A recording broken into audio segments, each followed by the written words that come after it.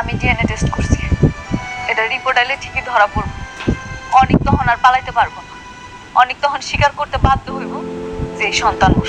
অবশেষে ডিএনএ পরীক্ষার মাধ্যমে জানা গেল মেঘলার পেটের বাচ্চার আসল বাবা অনেক না। তাহলে আসল বাবা কে?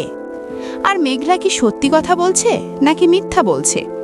এই সমস্ত রহস্যের সমাধান জানতে পারবেন আজকের এই ভিডিওতে। তো ভিডিওটি স্কিপ না করে একটি লাইক দিন এবং শেষ পর্যন্ত পাশে থাকুন। সুপ্রিয় দর্শক, আশা করি আপনারা সবাই ভালো আছেন।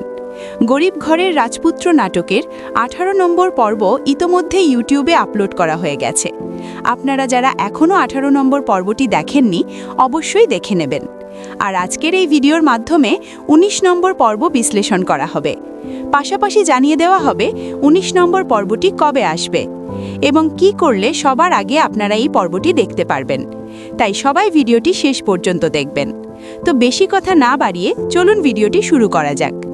আজকের ভিডিওতে আমরা গরিব ঘরের রাজপুত্র নাটকের 19 নম্বর পর্বের একটি সুন্দর এক্সপ্লেনেশন দেখব। এই পর্বে কি মজার এবং চমকপ্রদ ঘটনা ঘটবে সবকিছু বিস্তারিত জানাবো। তাই বলবো, যারা এই নাটকটি দেখতে ভালোবাসেন তারা অবশ্যই চ্যানেলটি সাবস্ক্রাইব করবেন।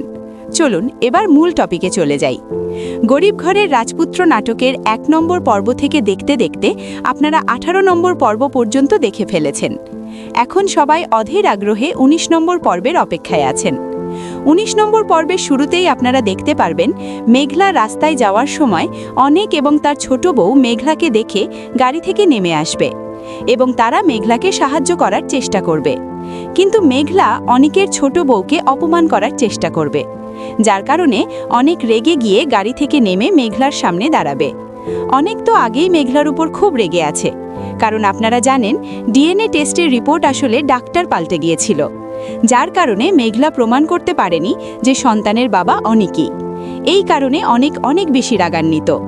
অন্যদিকে দেখা গেছে অনিকের বন্ধু সেই ডাক্তারকে টাকা দিয়েছে এবং তাকে বলা হয়েছিল রিপোর্ট যেন কোনোভাবেই পজিটিভ না আসে। এই অপবাদ নিয়ে মেঘলা তার অফিসের 1000 কোটি টাকার সম্পদ ছেড়ে আবার বস্তিতে ফিরে এসেছে। এই সব চিন্তা করতে করতে মেঘলা একদম ভেঙে পড়েছে এবং সে খুব অসুস্থ হয়ে পড়ছে। এদিকে অনিকের বন্ধু রাতুল অফিসের চেয়ারম্যানের কাছ থেকে জানতে পেরেছে মেঘলাই পুরো অফিসের মালিক এবং সে 1000 কোটি টাকার সম্পদের মালিক। এখন প্রশ্ন হলো, রাতুল মেঘলার সাথে কি করতে চলেছে? সবকিছু জানতে হলে অবশ্যই দেখতে হবে 19 নম্বর পর্বটি। আশা করি আপনারা সবকিছু বুঝতে পেরেছেন। এখন চলুন দেখি আগের ভিডিওতে কারা কারা কমেন্ট করেছেন। মুন্নি কমেন্ট করেছেন কক্সবাজার থেকে এবং জিহাদ কমেন্ট করেছেন রাজশাহী থেকে।